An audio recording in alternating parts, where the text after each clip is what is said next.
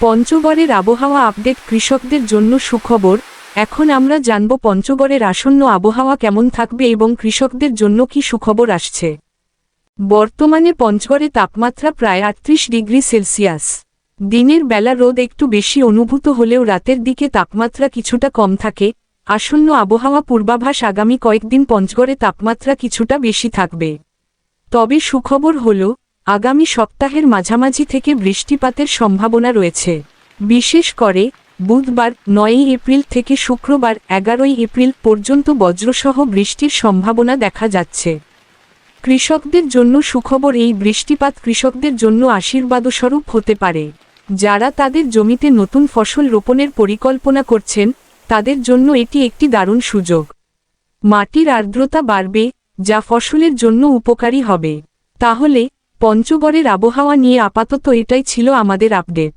বৃষ্টি হলে ফসলের জন্য ভালো হবে, তবে সবাইকে প্রস্তুত থাকতে হবে আকস্মিক আবহাওয়া পরিবর্তনের জন্য। আরও আপডেট পেতে আমাদের সঙ্গে থাকুন।